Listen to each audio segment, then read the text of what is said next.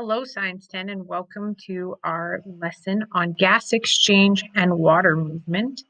Today, we're going to focus on how do plants move oxygen and carbon dioxide in and out of the leaf, and how do we get water moving from the roots to the top of the plant, and same with sugars. So we're in lesson number 7. So the goal for today is making sure that you understand the role of the stomata, gases, connection to water loss, turgor pressure, xylems, and phloems. All right. So let's get started with talking about primary gas exchange. It's done in the leaves. Now, although the leaves are the main organs, there are parts specifically on the leaves that help do gas exchange. Gas exchange in plants happen when the stomata, which is the tiny opening on the underside of the leaf, opens and closes.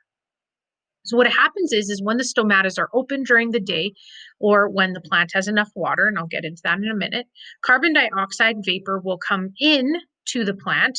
Carbon dioxide vapor. Carbon dioxide gas will come into the plant, and so will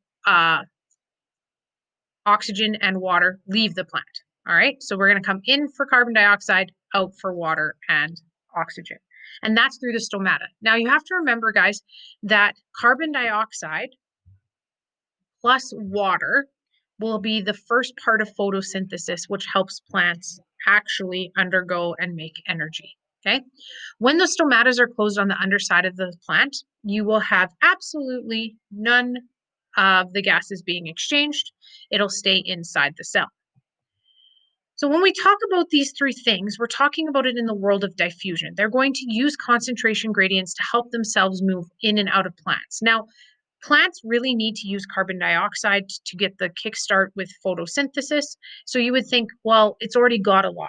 How does it go in? The plant uses carbon dioxide so quickly that the concentration gradient is there's way more carbon dioxide on the outside of the plant than there is on the inside, so it diffuses in. When it diffuses in, it's got to make its way up to the spongy mesophyll spaces and to the palisade cells. The palisade cells contain the chloroplast, which is where all of the exchanges is occurring. So again, as a reminder, it's going through passive transport to obtain gases. So the picture you see here is the picture of the stomatas on the underside of the leaves. Some of them are open quite wide and the others are kind of open a little bit. And this is where gas exchange and water vapor is leaving. Right here, I have a video that I would like to put in the Edpuzzle comments, and you can watch that quickly, and we will move on. So carbon dioxide is going to go into the leaf via the stomata. It's going to make its way up to the palisade cells, and it's going to be used inside the chloroplast. Now, again, I've already said this. There is a much lower concentration of carbon dioxide on the inside of the leaf as it is constantly being used up. So it creates a concentration gradient. Higher amounts of carbon dioxide on the outside, lower amounts on the inside. When you go through photosynthesis, one of the very first products made, so photosynthesis, the reaction is carbon dioxide plus water, will give us oxygen and glucose. Oxygen is one of the very first products made, and it has to leave the actual leaf. So it's going to diffuse down, and it's going to be in higher concentrations inside the cell. So it's going to diffuse down, and it's going to leave through the stomata out to the environment.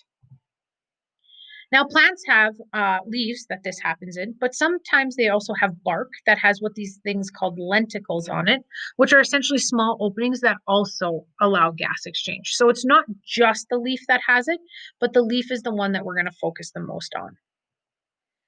So when we talk about humans and we talk about plants, okay, we're going to focus in on this idea of photosynthesis and cellular respiration. Humans will take in oxygen and release carbon dioxide. That's why we need plants to produce oxygen. Where plants consume carbon dioxide and release oxygen. So there's kind of the connection between the two. Whatever is produced in one will be used in the other. So the products of photosynthesis, which is glucose and oxygen, are going to be used in cellular respiration to make carbon dioxide, water, and energy. That carbon dioxide, water, and energy goes in and used as the inputs for photosynthesis. So there's a big connection there. Now, one of the other things that you have to understand is that not only are we moving vapors or gases such as carbon dioxide and oxygen, we're also moving water. So water leaves through the leaves in a process called transpiration. Now, the dangerous thing is that most of the plant's loss of water comes from this. And this happens because the stomata cells are left open to ensure that we can have gas exchange. So if we have a plant that is living in an environment that does not have enough water, okay, the guard cells are going to start to shrivel up and then the stomata closes. This is a problem because now we can't do gas exchange. If you can't do gas exchange, you can't do photosynthesis. Can't do photosynthesis, you can't get energy through cellular respiration. So they have to have a really fine balance between how much water they let out and how much gas they're letting in and out. So that's again the big trade-off. When you have gas exchange in plants, water vapor is lost. So it's a really big problem, and we can end up having dehydrated plants in very dry conditions. So what do you see here are guard cells with gas exchange. So we have the stomata opening, and beside it are the guard cells. Now the guard cells will open and close to make sure that the cells are letting in enough gases and releasing enough gases, or only allowing so much water through. Now, these guard cells aren't magical. They don't just have this magical ability to open and close just whenever they want. So, what we call it is turgor pressure. And turgor pressure is really important within the plants to help them remain rigid. So, when we mean that a plant remains rigid, excuse me, is think of a sunflower. A sunflower is a really big flower and it's on a very thin stalk. Turgor pressure is the reason that a sunflower can stay standing up and it doesn't droop over. It keeps the stalk very rigid, it keeps the top of it very rigid so it stays standing. How does it do this? Is it uses vacuoles. And so what happens is when a vacuole is full of water, what it does is it swells up and it ends up pushing open the stomata so photosynthesis can occur, so a gas exchange can happen. When it's really hot and there's not a lot of water for it to uptake, those guard cells or the vacuoles inside the guard cells shrink up and the plant loses water and the guard cells close. So what we mean by that, essentially to like simplify it, is when turgor pressure is high, there's a ton of water. So we can have the guard cells open and the stomata open because then the plant is able to lose water because it has enough to get the plant by. But if turgor pressure is really low, so there's not a lot of water, the guard cells have to close so that we don't keep losing water and dehydrate the plant. So a little bit better video to see is here's our guard cells, okay? And what happens is when the vacuoles inside of them swell up, it pushes outwardly on the outside of the stomata, pulling open the guard cells. So they swell up and they pull open the guard cells. That's this piece here. When they are empty, the guard cells can or don't have the pressure pushing against them. So then they end up closing up. So again, I'm going to link this in for you just to give you guys a reminder about how special water is. We've only covered it now probably 3 times, but we're going to cover it one more time and talk about the important parts of water.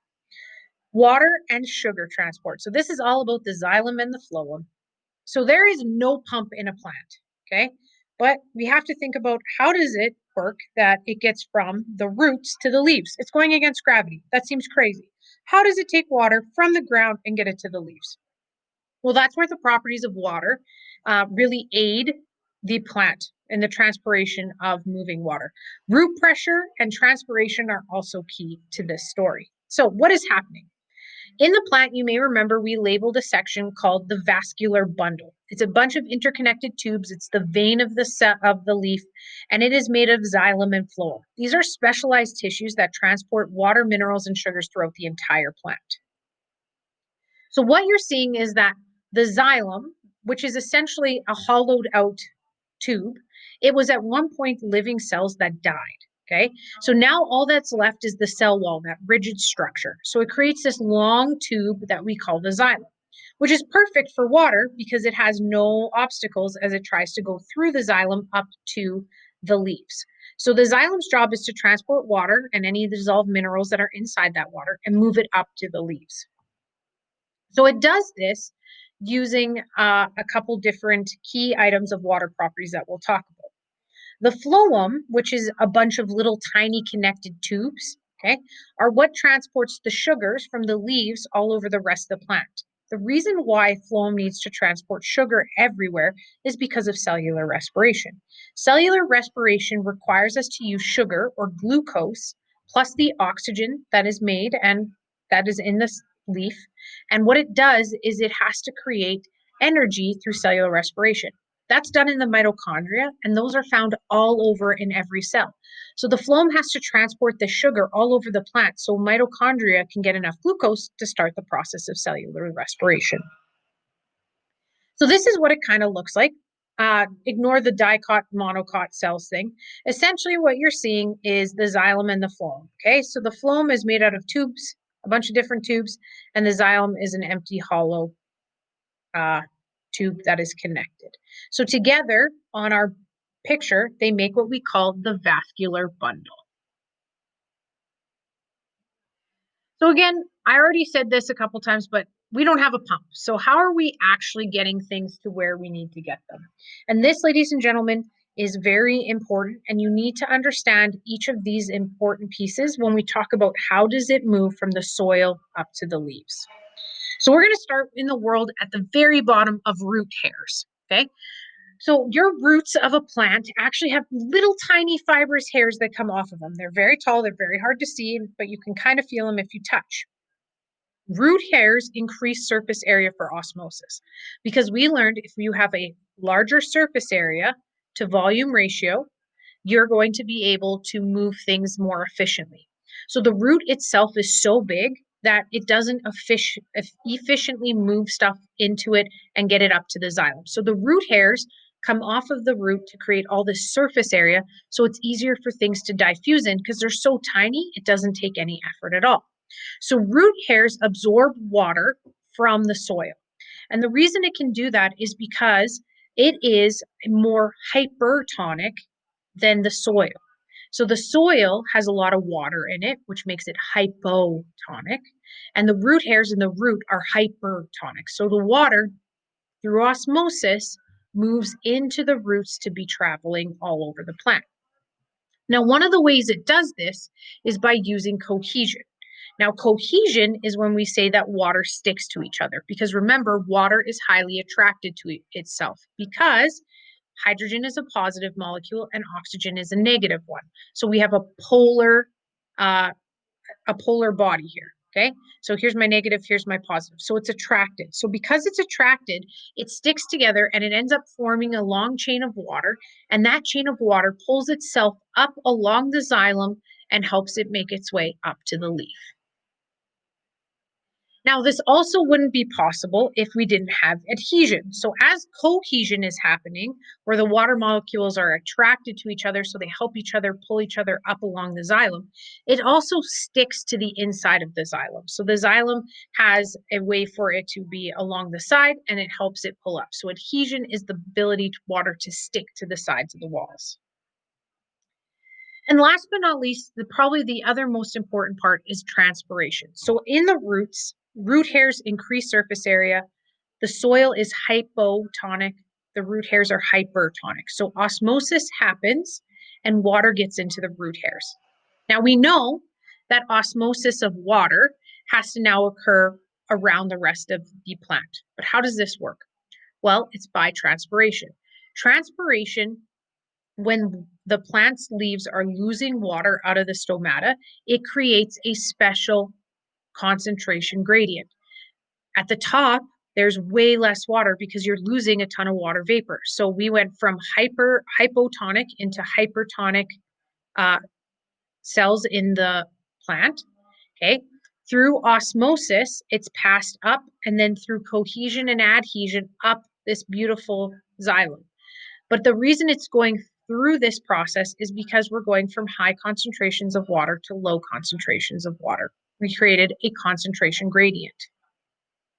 Okay, so this gets pulled all the way up due to the fact that transpiration creates this gradient or pressure, we say, that allows for you to move the water from the roots up to the leaves.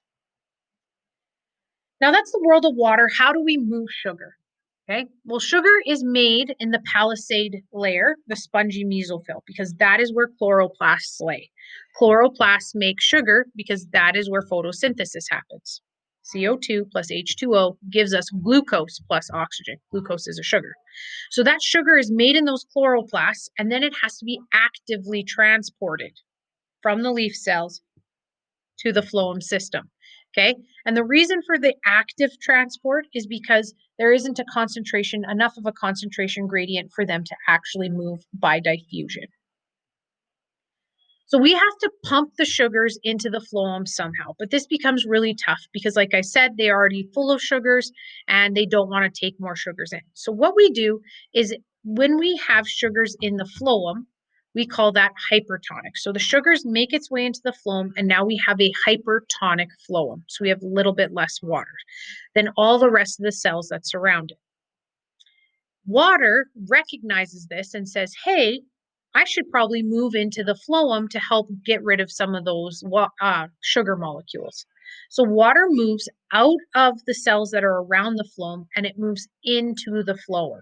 Well, this takes up space and the sugar molecules are smaller. So via osmosis, the water moves into the phloem and then starts shoving the sugars in directions that it needs to go.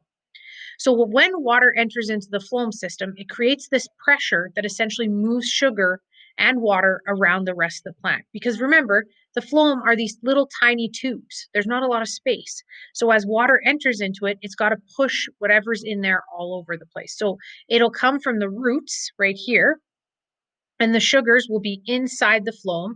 Water will move via osmosis, move in here, and then the sugars will get pushed around as water via osmosis moves up the phloem because, again, it's moving with a concentration gradient. So that is how we move different things around a plant using the xylem, the phloem, and how root hairs work and a little bit of everything else. So hopefully you have this all in your notes. If you have any questions, please let me know.